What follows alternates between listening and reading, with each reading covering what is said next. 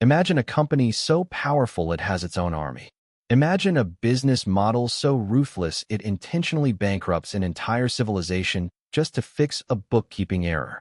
And imagine this isn't science fiction.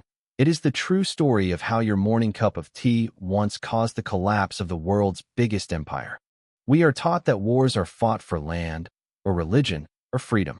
But the most destructive conflict of the 19th century wasn't fought for any of that.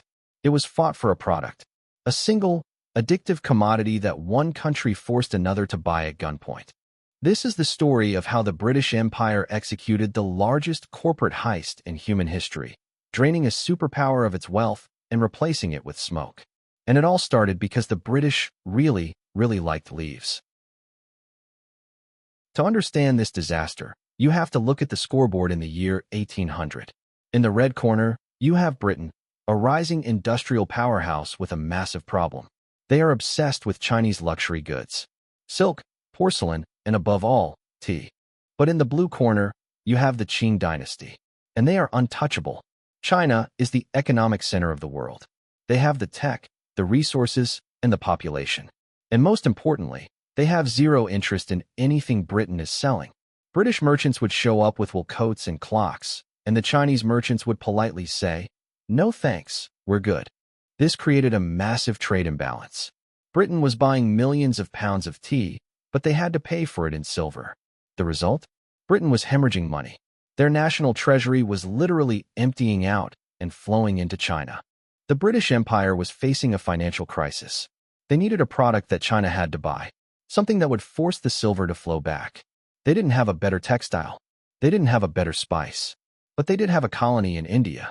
And in that colony, they found a plant. Enter the hero of our tragedy, Commissioner Lin Zexu. The emperor sent him to Canton with a simple order: stop the trade. Lin was incorruptible. He didn't just arrest the local dealers. He went after the source. He surrounded the foreign merchant quarter and issued an ultimatum: hand over the inventory or face the consequences. The merchants caved. They surrendered over 20,000 chests of the product. That's over 2 million pounds of contraband. And Lin didn't steal it. He didn't sell it. He destroyed it. For weeks, he mixed it with lime and salt and flushed it into the ocean. Lin even wrote a letter to Queen Victoria. It's one of the most famous, unread messages in history. He asked a simple moral question: you do not allow this poison in your own country. How can you justify pushing it on ours? The Queen never replied, but the British Navy did. When news reached London that China had destroyed British property, the debate wasn't about morality. It was about money. Parliament framed it as an attack on free trade. They sent the fleet. This is where the story turns into a slaughter. The Chinese military was brave, but they were bringing swords and matchlocks to a fight against the world's first industrial war machine. The British had the Nemesis, an iron-hulled, steam-powered warship that could sail against the wind and shallow waters. It was like an alien spaceship arriving in the Middle Ages. The British fleet systematically dismantled the Chinese coast. They didn't just defeat the Qing military, they broke it. They sailed up the Yangtze River and held the city of Nanjing hostage.